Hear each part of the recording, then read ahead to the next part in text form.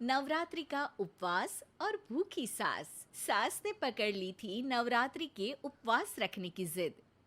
9 माताओं के लिए 9 दिन व्रत रखूंगी। मैया की भक्ति में शक्ति है। मैया हमारे परिवार को अपना आशीर्वाद जरूर देंगी। लेकिन अपना शरीर तो देखिए माँ जी, आपका एक पाँव घर में रहता है और एक पाँव डॉक्टर के यहाँ। फिर से बीमार हो गई तो जय माता दी के साथ राम नाम सत्य भी। अरे राम राम राम, कैसी बातें कर रही हो बहू। राम नाम सत्य हो मेरे दुश्मनों का। मुझे व्रत रखने से मत रोको बहू। वरना देवी माँ नाराज हो जाएंगी। नहीं, तुम्हारी सासु माँ नाराज हो जाएंगी। अरे पर माँ, भूखे क्यों रहना है? देवी माँ थोड़ी ना चाहती होंगी कि उनके भक्त भूखे रहें। और आपकी तो सारी मनोकामना पूरी हो चुकी है ना माँ। लालच है बेटा, लालच बुढ़ापे में भी खत्म नहीं होती। अरे तुम चुप करो जी। तुम्हारी भी उम्र है भक्ति भाव करने की। ज्यादा बड़बड़ की ना तो तुमसे भी उपवास रखवा लूंगी। हाँ।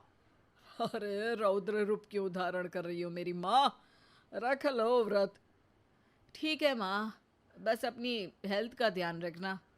अरे उसकी चिंता तुम मत करो बेटा। मैंने टीवी पे देख लिया है कि व्रत में क्या क्या खाने से शरीर में कमजोरी नहीं होती। अच्छा ही है, वरना ऐसा ना हो कि 9 दिन के बाद तुम मैया के द्वार की जगह सीधा हरिद्वार। अरे तुम मुझे हरिद्वार क्यों भेजना चाहते हो? क्योंकि अब तुम्हें मायके तो भेजने से रहा। बाबूजी, क्यों माँ को परेशान करते रहते हो? अच्छा माँ, ये बता दो कि आपको व्रत में खाने के लिए क्या क्या चाहिए होगा। सास के सामने सब हार जाते हैं। माँ के कहे सामान को बेटा लेकर आता है। नवरात्रि का पहला दिन है। नाश्ता कर लो, स्वस्थ रहो, मस्त रहो। मेरा व्रत से ध्यान भंग मत करो। अच्छा ठीक है ठीक है। भूख लगेगी तो मेरी तरफ मत देखना। आई बड़ी। तुम कोई खाना हो जो तुमको देखूंगी। आए बड़े। माँ जी, ये लीजिए आपका फरियाली मिक्सचर। इससे व्रत नहीं टूटेगा। अरे इतना सा? दिन भर भूखी रहने वाली हूँ, थोड़ा तो और ला दे।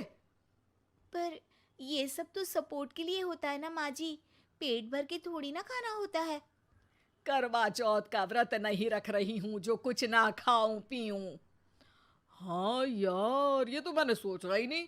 तुम इतने सारे व्रत रखती हो तो मेरे लिए करवा चौथ का व्रत क्यों नहीं रखती? अरे जुबान पे तुम्हारा नाम न रखूं, व्रत क्या खाक रखूंगी तुम्हारे लिए। माँ के कहने पर बहू और भी फरियाली ले आती है, जिसे खाकर माँ डकार मारती है। इतनी जोर से डकारोगी तो दुर्गा मैया भी डर जाएंगी। तुमने तो उनके शेर से भी तेज आवाज निकाल दी।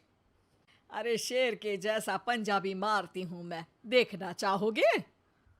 तुम्हें पता है ना, व्रत रखते समय हिंसा वाली बातों से, विचारों से और बुरी चीजों से दूर रहना चाहिए। सही कहा। बुरी चीजों से दूर रहना चाहिए।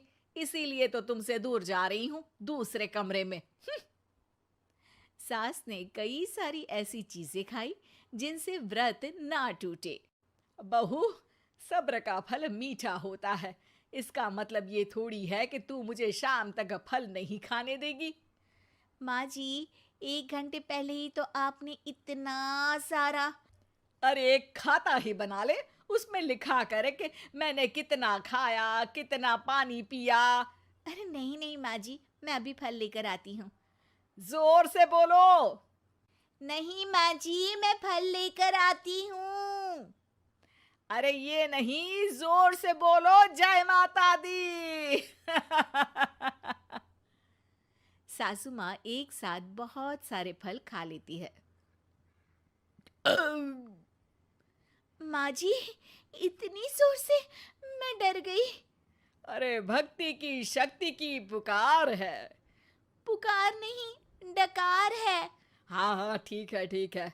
चिप्स और लेकर आना जरा, उससे भी व्रत नहीं टूटता। माँ जी, आज ही सब खत्म हो जाएगा, नाश्ते का ही टाइम है। अरे ठीक है ना बेटा, मैं अब कुछ खाऊंगी ही नहीं, तुझे इतनी तकलीफ है तो। नहीं नहीं माँ जी, मेरा मतलब था कि उपवास में सिर्फ इतना खाना चाहिए जितना शरीर के लिए सही रहे।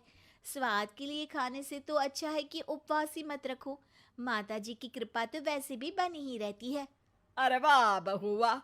एक ढोलक और हारमोनियम भी लेकर आना और प्रवचन करने लग जा। श्री श्री 108 बहु ईश्वरी माता। माँ जी, मैं आपके लिए चिप्स लेकर आती हूँ। बहू की सही सलाह को भी सास नजरअंदाज कर देती है। थोड़ी देर में बहू सास को चिप्स लाकर दे देती है। आलू की चिप्स, आहा मजा आ गया। आलू किसी भी सब्जी में चला जाता है। आलू पनीर, आलू पालक, आलू टमाटर, आलू भिंडी और तो और पराठे में भी चला जाता है। वैसे ही इंसान को भी हर स्थिति में आलू जैसा होना चाहिए। थोड़ी देर में वहां ससुर जी आते हैं। क्या चिप्स खा रही हो? अरे नहीं जी, दिख तो चिप्स ही रही है। अरे तो पूछ क्यों रहे हो? अरे गुस्सा क्यों हो रही हो? उपवास में गुस्सा नहीं करना चाहिए। और ऐसा तो है नहीं कि सिर्फ तुम उपवास करती हो, हमने भी तो किया होगा कभी। नहीं जी नहीं, तुम तो कर ही नहीं सकते। तुम उपवास में भी भेजा खाओगे और भेजा खाने से उपवास टूट जाता है। अच्छा थोड़ी सी चिप्स मुझे दे दो, मन ललचा रहा है। नहीं, उपवास के लिए है। तुम अपना खाना खा लेना जो भी बने। पूरा दिन सास कुछ ना कुछ खाती रहती है। जैसे ही रात होती है, अब बस उपवास हो गया, अब मैं खाना खाऊंगी। जो दिन भर से खा रही थी उसको क्या बोलते हैं? बाबूजी क्यों माँ को परेशान करते रहते हो? अरे लड़के, तेरी माँ दिन भर से इतना खा चुकी है कि देश में भूखमरी की समस्या इसी की वजह से बढ़ रही है। और खाने की दिक्कत नहीं है, कितना भी खाए लेकिन सेहत इधर उधर होती रहती है। कुछ ऊपर नीचे हो गया तो तेरी माँ खाने के बाद हाथ धोएगी और तू अपनी माँ से हाथ धो बैठेगा। अरे इत्तू सा तो खाया था, उपवास भी ना तोड़ू क्या? ठीक है, नहीं खा रही बस। अरे बहू तुम ही बताओ, ये इत्तू सा मतलब कितना खाया है इसने? ना जी ना, मैं कुछ नहीं बोलूंगी। खाना दे रहे हो या नहीं, या 9 दिन बिना जल के उपवास रख लूं? देने के लिए धमकी अच्छी है, सुनने में भी डरावनी लग रही है। पर जैसे तुम्हारी जुबान में स्वाद का खून लगा है ना, तुम भूखी नहीं रह पाओगी। मैं कसम खाती हूँ जी। अरे देखो, कसम भी खाओगी तुम। अरे कुछ और दे दो इसको खाने को। ये ले, दाल चावल खा ले बस। डॉक्टर भी कहते थे कि माँ को आए दिन पेट से जुड़ी समस्या रहती है। बस इसी के लिए घर वाले पहले उन्हें उपवास नहीं करने दे रहे थे, लेकिन जब उपवास करने दिया तो माँ ने इतना फरियाली खाया कि घर वालों की चिंता बढ़ा दी। और जैसा कि घर वालों को डर था, अगले दिन उनकी तबीयत खराब भी हो गई। डॉक्टर को बुलाना पड़ा। अरे जितनी बार आप बीमार होते हो उस हिसाब से तो मुझे एक क्लिनिक आपके घर में ही खोल लेना चाहिए। या फिर क्लिनिक में ही इनका एक अलग कमरा बनवा देते हैं डॉक्टर साहब। बाबूजी, पिताजी, मेरे जनक, क्यों हमेशा मजाक करते रहते हो? डॉक्टर साहब, माँ का पेट खराब है। क्या खाया था? जो मिला जो दिखा सब कुछ।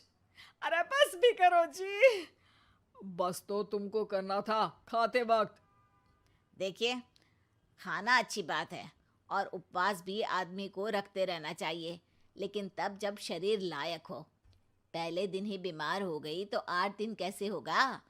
आप व्रत मत रखो और खाने पीने पे ध्यान दो। मैं गोलियां दे रहा हूँ। आप भी कुछ खाने को ही दे रहे हो?